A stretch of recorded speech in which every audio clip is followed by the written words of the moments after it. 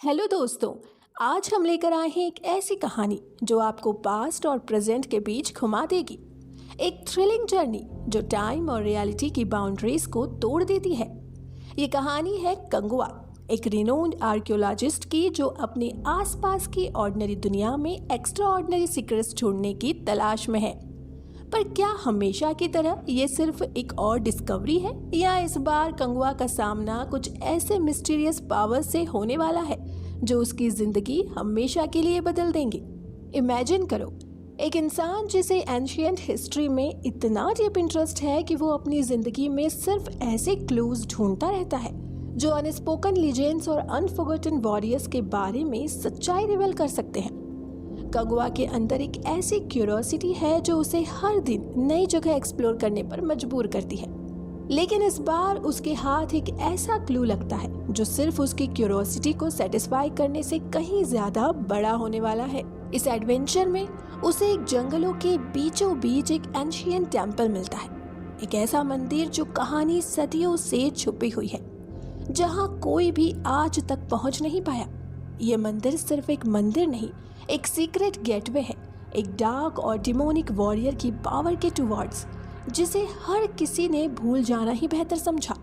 मगर कंगुआ ने अपने अंदर से कुछ ऐसा फील किया जैसे ये टेम्पल उसे बुला रहा हो, जैसे उसके अंदर कुछ अवेकन हो रहा हो, एक वॉइस जो उससे कह रही हो कि यहाँ कुछ छुपा है जो सिर्फ वो ही डिस्कवर कर सकता है। और फिर दोस्तों, जैसे ही वो उस एंशिएंट स्वॉर्ड को टच करता है, उसके साथ कुछ ऐसा होता है जो उसकी सोच से बाहर है। एक सडन फ्लैश, एक फोर्स जो उसके अंदर गुजर जाती है और वो अपने आप को एक बैटल फील्ड में पाता है जहां वॉरियर्स लड़ रहे हैं और चीखें गूंज रही हैं। उसके सामने एक टेरिफाइंग विलन है, असुरा, एक डिमोनिक और रूथलेस एंटिटी जो पूरे किंगडम को तबाह कर देना चाहता है।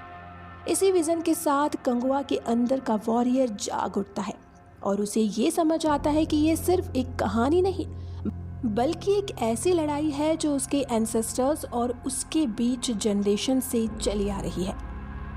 कंगुआ को समझ आता है कि अब उसके हाथ में सिर्फ एक स्वॉर्ड नहीं, बल्कि अपने एंसेस्टर्स की पूरे वॉरियर लेगेसी है और उसका सामना एक ऐसे विलन से होने वाला है जो सदियों से अपना रिवेंज लेने का इंतजार कर रहा है। तो क्या कंगुआ अपने अंदर के वॉरियर को जगाएगा और असुरा को हरा पाएगा, या वो अपने अंदर की ड्यूअल आइडेंटिटी के स्ट्रगल में फंस कर रह जाएगा? और ये बैटल सिर्फ उसके और असुरा के बीच की नहीं, बल्कि एंशिएंट पावर्स और मॉडर्न एज के बीच डेडली टकराव बनने वाला है। तो चलिए इस एपिक जर्नी की तरफ ट्विस्ट और टर्न को एक्सप्लोर करते हैं और देखते हैं कि कंगुआ की ये एनकाउंटर कैसे अनफोल्ड होता है। मेक श्योर आपने अपना सीट बेल्ट पहन रखा है, क्योंकि ये ब्रेकडाउन होने वाला है एक नॉन स्टॉप थ्रिल राइड के जैसा। सिट बैक, रिलैक्स और रेडी हो जाइए कंगुआ की दुनिया में एंटर करने के लिए। कंगुआ एक रिनोन्ड आर्कियोलॉजिस्ट जिसे एंशिएंट हिस्ट्री और मैथोलॉजी का इतना गहरा शौक है कि उसकी जिंदगी का मकसद ही ये हो गया था कि वो हर पुरानी कहानी को जीने की कोशिश करे। उसके पैशन और डेडिकेशन कुछ ऐसे लेवल तक पहुंच गया था कि दुनिया की पुरानी धरती पे छुपी हुई सीक्रेट्स को ढूंढना उसके लिए सिर्फ एक प्रोफेशन नहीं, एक जीवन की जरूरत बन गई थी। उसके लिए हर एक डिस्कवरी सिर्फ एक स्टेप थी एक बड़े गोल की तरफ। वो गोल था एक ऐसी कहानी को समझना जो पूरी दुनिया के सामने नए तरीके से रख सके। वो इंसान जो हमेशा अपने इंटेलेक्ट और रिसर्च के थ्रू दुनिया के पुराने राज को समझने की कोशिश करता है, आज उसी इंसान का मन एक ऐसे अननोन मिस्ट्री के बारे में सोच रहा था जो कभी ना कभी सबके लिए एक बहुत बड़ा रिलेवेशन बन सकता था। कंगुआ को ये पता चल चुका था कि दुनिया के पुराने सीक्रेट्स सिर्फ उसके रिसर्च पेपर्स या बुक्स में नहीं छुपे हैं, बल्कि वो सीक्रेट्स कहीं ना कहीं जिंदा हैं। वो एक एंशिएंट रियलिटी का हिस्सा है जिसे समझना अब उसके लिए एक ऑब्सेशन बन गया था। एक दिन जब वो अपने ऑफिस में पुरानी जर्नल्स की स्टडी कर रहा था, उसे एक अजीब और पुरानी किताब मिली। ये किताब किसी अननोन सोर्सेस से आई थी और इसमें ऐसी हवा की बातें थी जो किसी भी ऑर्डिनरी इंसान के लिए बस एक फैंटेसी लग सकती है। इस किताब में एक जंगल का जिक्र था, एक ऐसा जंगल जो कहीं भी डॉक्यूमेंट नहीं किया गया था और जो इतना ज़्यादा पुराना था कि आज तक किसी भी आर्कियोलॉजिस्ट ने इस पर अपनी तलाश नहीं चलाई थी। ये जंगल कहीं किसी रिमोट एरिया में था जहाँ के बारे में सिर्फ अफवाह थी। यहाँ पर सुपरनेचुरल पावर्स हैं और पुराने ज़माने के स्पिरिट्स की एनर्जी का असर है। जब कंगवा ने इस जंगल के बारे में पढ़ा तो उसके अंदर एक क्यूरोसिटी का वॉल्केनो फूट गया। जहां बाकी सब लोग इस स्टोरी को बस एक और मिथ समझकर इग्नोर करते, एक चांस था कुछ ऐसी मिस्टीरियस को अनकवर करना जो पूरी दुनिया की सोच को हिला देगा। कंगवा को ये बिलीव था कि जहां दुनिया ने अपनी आंखें बंद कर ली है वहां से सच्चाई निकल के सामने आती है। जंगल के बारे में जितना उसने पढ़ा था उतनी ही ज्यादा उसकी क्यूरियोसिटी बढ़ गई थी। उसे लग रहा था जैसे वो जंगल उससे बुलाने की कोशिश कर रहा हो, जैसे कोई अनजानी से स्पिरिचुअल एनर्जी उसे महसूस हो रही हो, जो उसे कह रही हो यहाँ कुछ है जो तुम्हें ढूंढना है।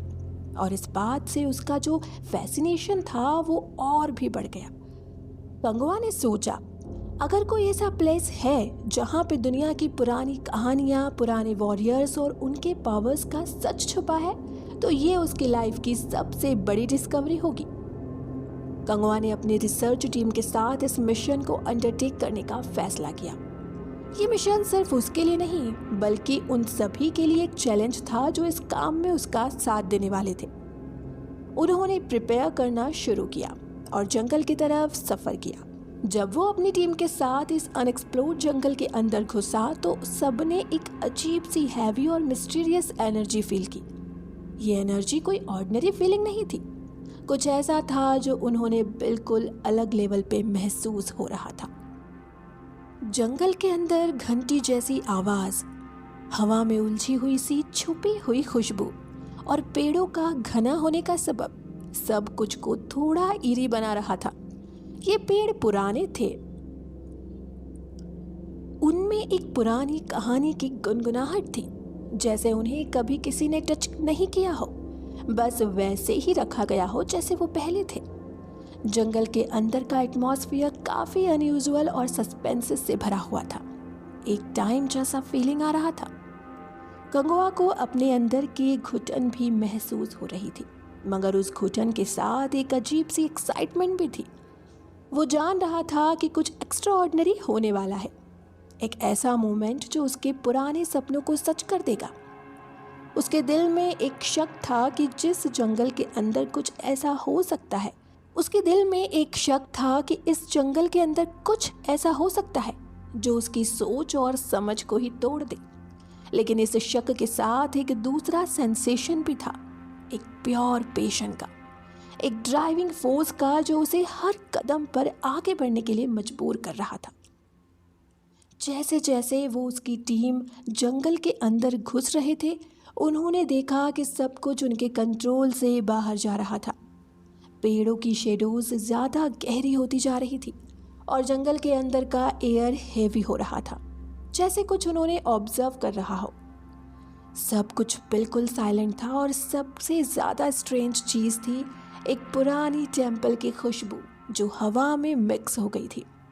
कंगवा को लग रहा था कि वो अपने पुराने रिसर्च पेपर्स की तरह एक और स्टडी करके आगे बढ़ने वाला था, पर इस बार सब कुछ अलग था। ये टेम्पल, ये जंगल, ये एवरीथिंग, उसका बुलाने का तरीका, वो सब कुछ ज़्यादा था, कुछ अनएक्सपेक्टेड था। कंगवा के मन में हर एक कदम पर यही थॉट चल रहा था, क्या ये जंगल उसे अपने अंदर की असली कहानी दिखाएगा? अगर हाँ, तो वो किस तरह से सीक्रेट्स ढूंढने पाएगा और किस तरह की पुरानी पावर्स को वो जगा सकता है? ये क्वेश्चन कंगवा के लिए सिर्फ क्यूरियोसिटी नहीं, एक चैलेंज बन चुका था। और अब वो जंगल की गहराइयों में था, जहाँ हर कदम पर उसके सामने कुछ नया, कुछ मिस्टीरियस अनफोल्ड होने वाला था। जंगल के बीच में, घने घने पेड़ों के बीच, कंगवा और उसकी टीम ने एक ऐसा मंदिर देखा जो पूरी तरह से जंगल में घिरा हुआ था। ये मंदिर देखकर कंगवा को लगा कि कोई पुरानी कहानी यहाँ छुपी हुई है, एक कहानी जो इस दुनिया से खो गई थी लेकिन इस जगह में छुपी हुई थी। मंदिर की दीवारें इतनी पुरानी और खस्ता हो गई थी कि लग रहा था कि सिर्फ समय ही इसे जिंदा रखा है। दीवारों पर जैसे प्राचीन समय के राज और धार्मिक चिन्ह घिसे हुए थे और प्राचीन काल की कल्पना को दिखाते हुए मंदिर की आत्मा एक डिवाइन ऑरा में लिपटी हुई थी। वो जगह इतनी शांत थी कि कंगवा को लगा कि कोई भी और इंसान यहाँ कभी ना आया हो। मंदिर का दिखाई देना एक अजीब सी फीलिंग दे रहा था। ये एक ऐसी जगह थी जो सच में किसी पुरानी जिंदगी का हिस्सा थी, जहाँ टाइम और स्पेस अपनी ओरिजिनल फॉर्म से कुछ अलग लग रहे थे। मंदिर के अंदर का माहौल मिक्स था। एक तरफ सब कुछ पुराना और फ्रेजाइल था, दूसरी तरफ कुछ मिस्टीरियस और हिडन था, जैसे किसी एंशिएंट पावर का फोर्स वहां रह रहा हो। कंगवा ने अपनी टीम से कहा, यह मंदिर बस एक स्ट्रक्चर नहीं, एक स्टोरी है, और ये स्टोरी हमें पुरानी दुनिया के किसी गेट की तरफ ले जाएगी। ये बात कहते हुए वो मंदिर के अंदर घुसा। मंदिर के अंदर का माहौल कुछ ऐसे घिरा हुआ था, थोड़ा सा अंधेरा, थोड़ा सा प्रकाश, जैसे किसी जिंदगी और मौत के बीच की रात हो। जैसे ही कंगवा ने मंदिर के अंदर कदम रखा, उसे एक अजीब सी फीलिंग हुई, जैसे कोई पुरानी एनर्जी उसे टच कर रही हो। वहां सब कुछ क्वाइट था, बस उसके कदम की आवाज सुनाई दे रही थी। मंदिर के अंदर के कोने में एक स्टोन पेडेस्टल था, जिसमें एक पुरानी काले रंग की स्वॉर्ड रखी हुई थी। स्वॉर्ड के बदले पर कुछ ऐसे स्वॉर्ड की ब्लेड पर कुछ ऐसे इंस्क्रिप्शंस थे जो किसी एंशिएंट और अननोन लैंग्वेज में थे। कंगवा को लगा ये स्क्वाड ना सिर्फ एक एंशिएंट आर्टिफैक्ट है, बल्कि एक की भी है। बल्कि शायद एक की भी हो सकती है, एक की जो उसको पुरानी जिंदगी की कहानी तक ले जा सकती है। और जब उसने अपना हाथ उस स्वॉर्ड पर रखा तब एक अनइमेजिनेबल इवेंट हुआ। जैसे ही कंगवा ने उस स्वॉर्ड को टच किया, एक भयंकर एनर्जी का सर्ज उसके शरीर में घुसा। उसकी बॉडी का हर एक सेल वाइब्रेटिंग हो गया और एक इंटेंस फीलिंग उसके अंदर से निकल रही थी, जैसे वो अपने पुराने एग्जिस्टेंस को एक नए डिमेंशन में एंटर कर रहा हो। स्वॉर्ड ने उसके अंदर एक पावर भर दिया, एक एनर्जी जो कि सालों से डोमेंट थी। उस मोमेंट में उसने अपनी आंखें बंद कर ली और उसे एक अनजानी सी घंटी की आवाज सुनाई देने लगी, जैसे पुरानी दुनिया का एक गेट खुल रहा हो। और फिर सब कुछ अंधेरे में छुप गया। वो बेहोश हो गया। जब कंगवा की आंखें खुलती हैं तो वो अपने आसपास की सराउंडिंग्स को देखकर चौंक जाता है। उसका सब कुछ बदल चुका था। मंदिर के आसपास का रूखा और ठंडा माहौल अब नहीं था। अब वो एक खुले बैटलफील्ड में खड़ा था, एक जंग का मैदान, जहां लोहे की तलवार चलाने की आवाज, सोल्जर्स की चीख और युद्ध की गुनगुनाहट उसके कानों में गूंज रही थी।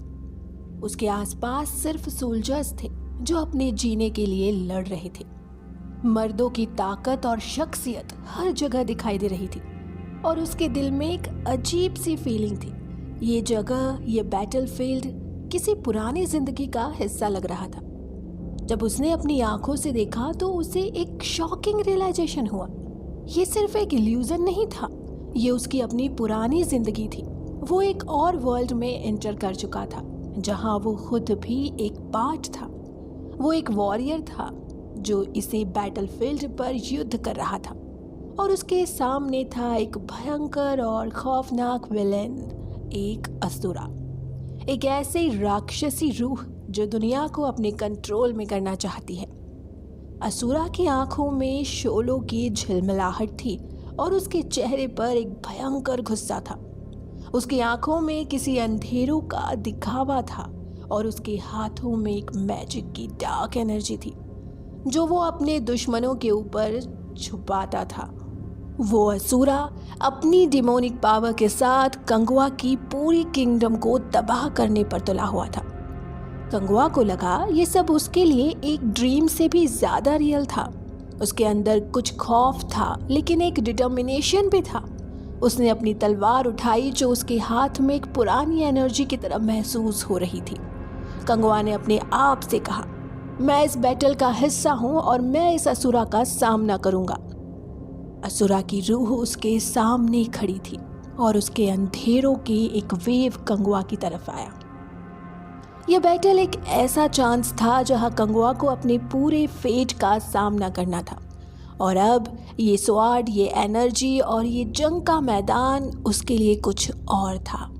एक पुरानी कहानी का हिस्सा था जहां उसे अपनी असली आइडेंटिटी और पावर को समझना था। विजन के बाद जब कंगुआ होश में आता है तो उसके अंदर एक अजीब सी फीलिंग होती है। ऐसे लगता है जैसे उसके पुराने शांत और लॉजिकल आर्कियोलॉजिस्ट का रूप कहीं खो गया है।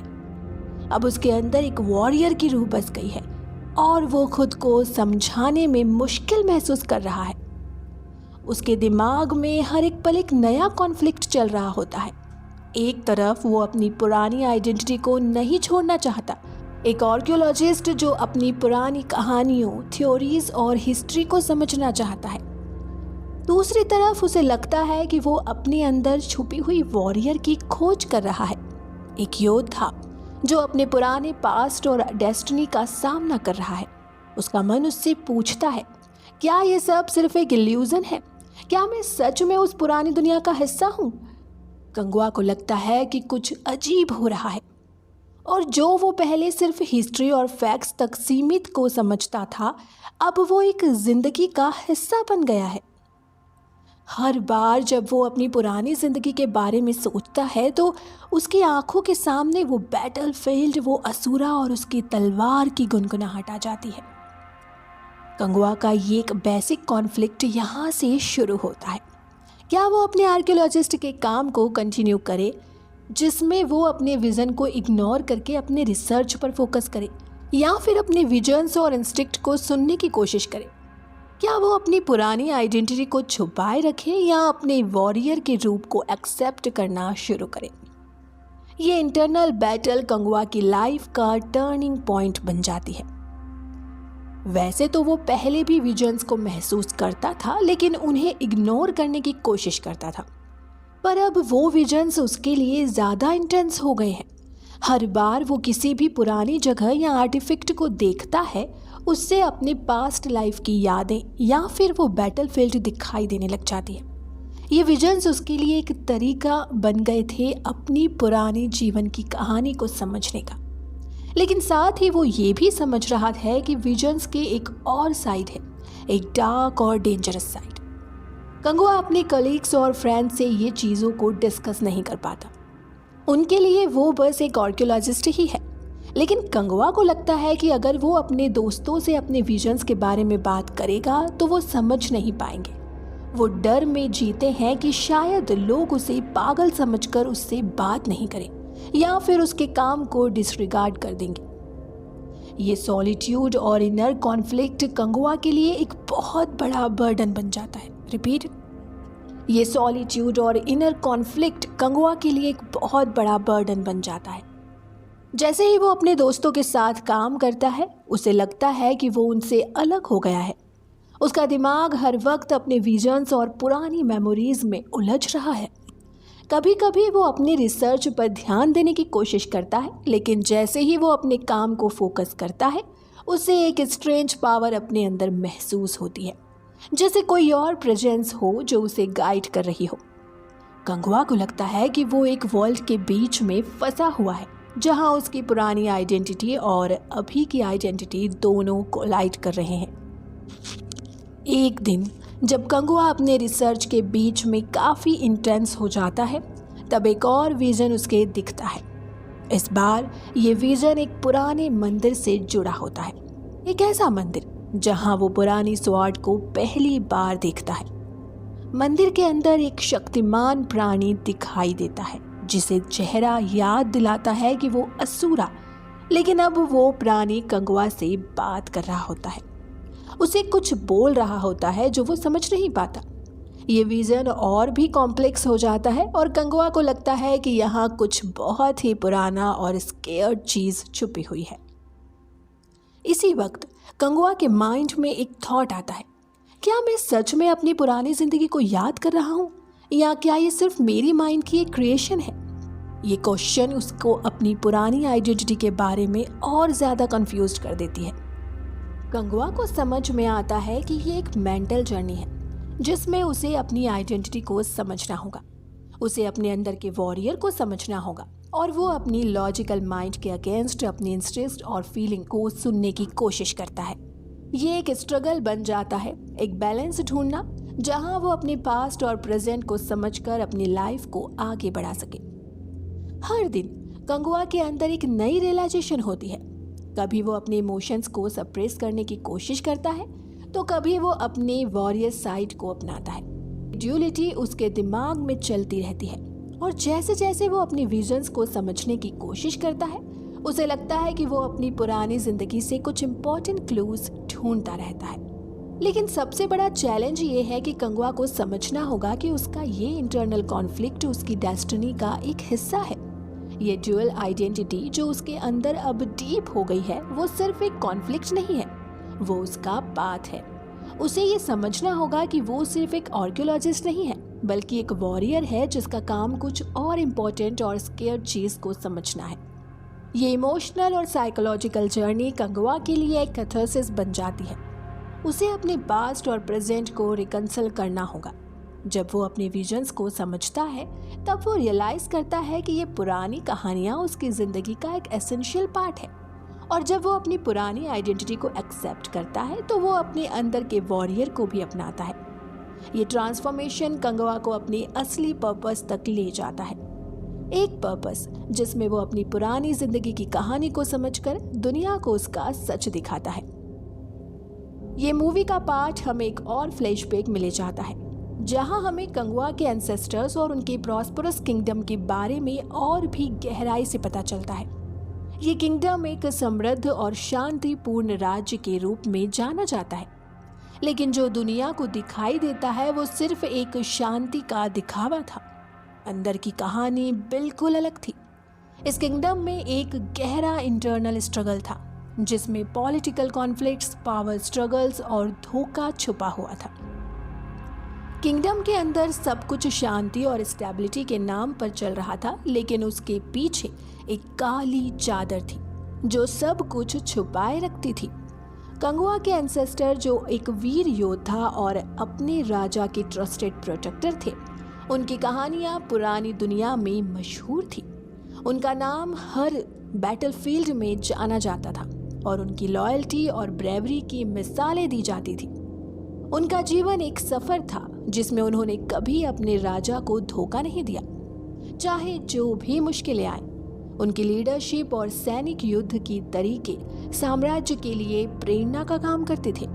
लेकिन एक दिन उनकी दुनिया बदल गई जब असुरा का प्रवेश होता है।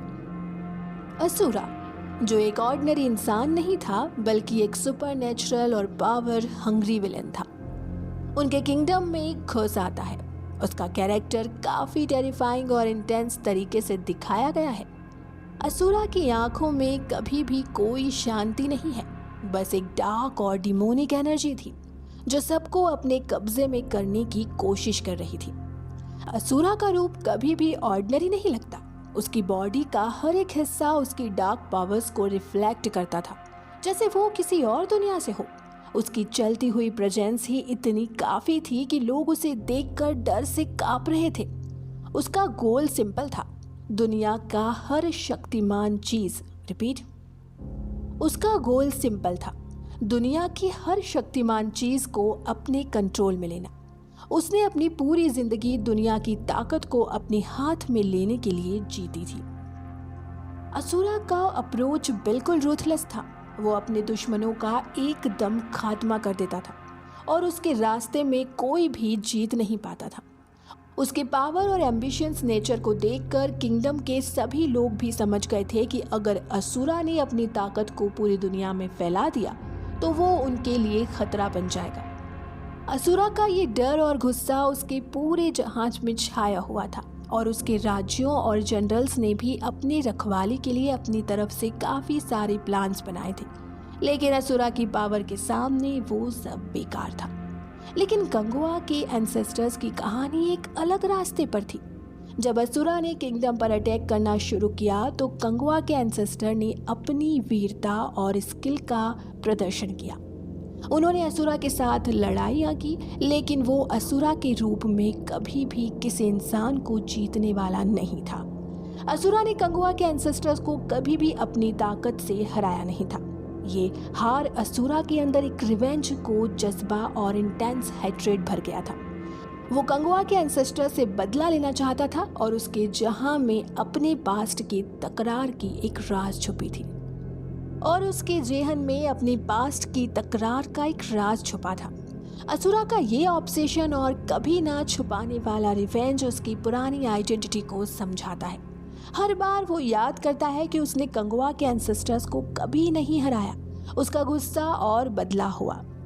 असुरा ने अपने अंदर एक पुरानी और डार्क फोर्स को जगाया, जो हर दिन और ज्यादा डेंजरस हो गई। ये सेक्शन उसकी ओरिजिन्स और एम्बिशंस को डीपली एक्सप्लोर करता है, जहां हमें पता चलता है कि असुरा की असल पावर उसके रिवेंज के जज्बे में छुपी थी। असुरा का हर एक्शन, हर प्लानिंग, हर युद्ध एक स्पेसिफिक गोल के लिए था। वो अपने एंसेस्टर से बदला लेना चाहता था। ये बदला उसके जीने का मकसद था और इसके लिए वो किसी भी हद तक जाने को तैयार था। उसके दिल में जो एंगर था वो सिर्फ कंगुआ के एंसेस्टर्स तक ही सीमित कर नहीं रहा था, बल्कि अब वो उनका बदला उनकी आने वाली औलाद यानी कंगुआ से लेना चाहता था। इसी फ्लैशबैक में हमें असुरा की पुरानी कहानी को समझने का मौका मिलता है, जहां उसका ट्रांसफॉर्मेशन एक ऑर्डिनरी विलेन से एक सुपरनेचुरल और वेंजफुल बिंग में होता है। इसका इम्पैक्ट कंगुआ के प्रेजेंट और फ्यूचर डिसीजंस पर भी पड़ने वाला है, जिसे वो अपनी करंट आइडेंटिटी के साथ रिकंसिल करना चाहता है। प्रेजेंट डे कंगुआ को रियलाइज होता है कि वो विजन्स अब बस ऐसे ही नहीं आने लगे हैं। कुछ बड़ी वजह है इसके पीछे। वो अपनी पास्ट लाइफ और वॉरियर इंस्टिंक्ट्स को समझने की कोशिश में लग जाता है और अपने अंदर की एनर्जी को अनलॉक करता है। इस सीक्वेंस में कंगुआ को अपने अंदर के वॉरियर इंस्टिंक्ट्स को होने और ट्रेनिंग लेने का प्रोसेस शो किया गया है। वो मॉडर्न रिसोर्सेस और एंशिएंट विजडम को मिक्स करके अपने आप को प्रिपेयर करता है। एक और कैरेक्टर, उसका बेस्ट फ्रेंड जो साइंटिस्ट है, उसके साथ मिलके वो ऐसे गैजेट्स और इक्विपमेंट डेवलप करता है जो असुरा के ब्लैक मैजिक के अगेंस्ट काम कर सके। यहाँ टेंशन और भी इंटेंस हो जाती है, क्योंकि कंगुआ को पता है कि ये बैटल सिर्फ उसकी नहीं बल्कि उसके एंसेस्टर्स और फ्यूचर जनरेशन्स की भी है। कंगुआ को और भी इंटेंस विजन्स आने लगते हैं और एक बार वो रियलाइज करता है कि असुरा अब किसी एंशिएंट आर्टिफैक्ट के थ्रू अपने आप को रिलीज करना चाहता है। असुरा के पावर्स और भी ज़्यादा इंटेंस और डार्क होती जाती हैं और कंगुआ के अंदर एक अर्जेंसी जाग उठती है। इस वक्त तक वो समझ चुका है कि उसका मिशन सिर्फ एक डिस्कवर का नहीं बल्कि एक प्रोटेक्टर का भी है। असुरा का लुक और उसका प्रेजेंस स्क्रीन पे काफ़ी चिलिंग और इंटेंस दिखाया गया है। उसका डार्क पावर्स को शोकेस करते हुए मूवी हमें एक स्नीक पीक देती है कि अगर वो वापस आ गया तो क्या कुछ तबाह कर सकता है। कंगुआ को अब अपने अंदर के वॉरियर इंस्टिंक्ट और अपनी ट्रेनिंग पर कंप्लीट ट्रस्ट करना पड़ता है, क्योंकि ये बैटल उसकी ज़िंदगी की सबसे बड़ी फाइट है। कंगुआ अपनी ओल्ड लाइफ के वॉरियर इंस्टिंक्ट्स को प्रेजेंट डे टेक्नोलॉजी के साथ मिक्स करता है।